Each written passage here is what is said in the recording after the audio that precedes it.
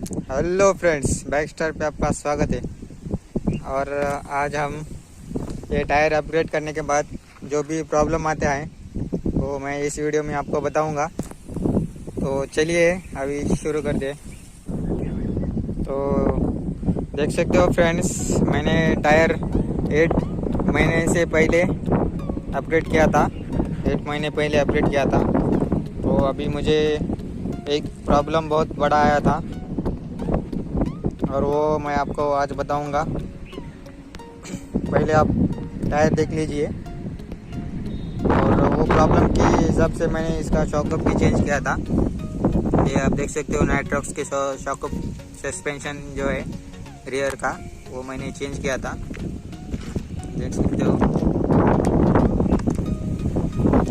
और उसके बाद थोड़ा बहुत मॉडिफिकेशन भी किया था मैंने बाइक में। ये हैंडल भी देख सकते हो, हैंडल का भी वीडियो लिंक डिस्क्रिप्शन में है, आप देख लीजिए अभी जाके।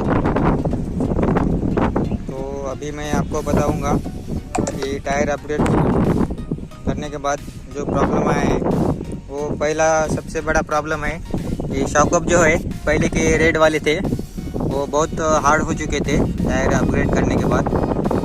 आप देख सकते हो टायर वही है अभी भी, 100/90/18 का। पीछे से भी दिख लीजिए। और ये इसको 8 महीने हो चुके हैं मुझे यूज़ करके। तो अभी आपको बताऊंगा कि ये टायर अपग्रेड करने के बाद माइलेज जो है, माइलेज सिर्फ 3 या 4-5 किलोमीटर का डिफरेंस आपने को देखने को मिल जाता है, कम हो जाता है 4-5 किलोमीटर माइलेज। और पिकअप की बात करूँ तो पिकअप भी थोड़ा डाउन हो जाता है गाड़ी का। जैसे कि आप पिलियन के साथ राइड करते हो तब आपको बहुत बाइक ऐसे इंजन में आवाज़ आता है। और जब सिंगल राइड करते हो तो आपको लगता है कि पीछे कोई पिलियन बैठा हो और बाइक थोड़ा पिकअप कम है, ऐसा फील होता है चलने के बाद, ये टायर अपग्रेड करने के बाद। तो अभी मैं आपको बताऊंगा कि ये टायर जो है हम चेंज करने के बाद क्या होता है फ्रेंड्स। थोड़ा बाइक का हाइट बढ़ जाता है ये टायर अपग्रेड करने के बाद। तो हाइट जो बढ़ने के बाद क्या होता है, ये जो शॉकअप होते हैं पहले के रेड वाले, जो ये जो इसका पोजीशन है ना, ये पट्टी वाला ब्लैक, उसका जो पोजीशन है वो नॉर्मल पोजीशन पे नहीं रहता है हाइट बढ़ने के कारण। और जो शॉकअप है ना इसका, वो ऐसे हाइट बढ़ने के बाद टायर का ये ऐसे हो जाता है, ये आप देख सकते हो।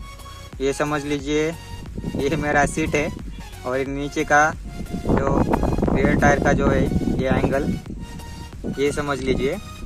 क्या होता है, नॉर्मल जो पोजीशन होता है ना वो ऐसे होता है। ये जो देख रहे हो नीचे का मेरा फिंगर, वो पहले फोकस कर लेता हूँ, 1 मिनट। वो क्या होता है, ये ऐसे होता है, ये थोड़ा नीचे होता है ये जो पोजीशन है।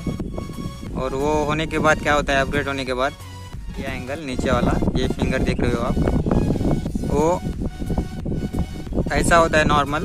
तो अपग्रेड करने के बाद क्या होता है, ये थोड़ा ऊपर हो जाता है। ऊपर होने के बाद क्या होता है फ्रेंड्स, ये जो शॉकअप है ना, ये पहले ही ऐसा पुश होके बैठता है, उसकी वजह से ये शॉकअप हार्ड हो जाता है टायर अपग्रेड करने के बाद।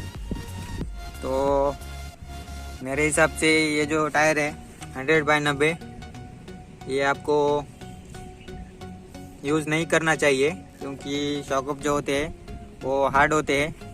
मैंने आपको एक्सप्लेन करके बताया है। ये जो पोजीशन होता है ये थोड़ा ऐसा नीचे की तरफ होता है, तो वो ऐसा वर्किंग होता है। तो अभी मैंने ये नाइट्रॉक्स के सस्पेंशन डाले हैं, तो अभी ये अच्छे चल रहे हैं पहले के मुकाबले। तो अभी फ्रेंड्स, आप चेंज करना चाहते हो तो मत कीजिए, टायर चेंज करके कुछ भी फ़ायदा नहीं है, सिर्फ गाड़ी को बोझ है।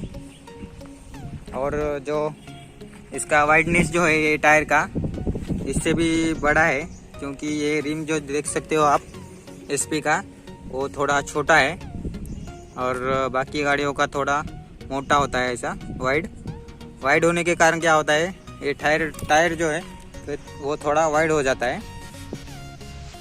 और ये टायर वैसे ही रह रहा है, वाइड नहीं हो रहा है। तो टायर चेंज करके सिर्फ इंजन को लोड मत दीजिए, इंजन पे लोड आता है टायर चेंज करने के बाद। तो अभी मैं ये टायर निकाल रहा हूँ और पहले का ही मैं यूज़ कर रहा हूँ, वो वीडियो मैं आपको अगले वीडियो में बता दूंगा। तो ये जो साइज़ आपको बताया है मैंने, इसमें जो परफेक्ट साइज़ होता है 180 का 18 का जो टायर होता है वो इसमें बैठ जाएगा आराम से और उसके हिसाब से शॉकअप भी वर्किंग करेगा। तो आप वो टायर देख लीजिए, हीरो के शोरूम में मिल जाता है, अभी तो और अवेलेबल नहीं है। जो ग्लैमर में यूज़ होता है वही टायर रियर का इसमें भी फिट हो जाता है। तो कैसा लगा वीडियो, कुछ डाउट हो तो आप कमेंट कीजिए, चैनल पर नए हो तो सब्सक्राइब कीजिए, लाइक कीजिए। और 5K कंप्लीट होने वाले हैं फ्रेंड्स, जल्दी से जल्दी लाइक कीजिए, सब्सक्राइब कीजिए। और 5K कंप्लीट होने के बाद मैं चैनल का नेम चेंज करने वाला हूँ और वही परमानेंट चैनल का नेम रहेगा, तो आपको बाद में बता दूंगा। तो चलिए आज के लिए बस इतना है।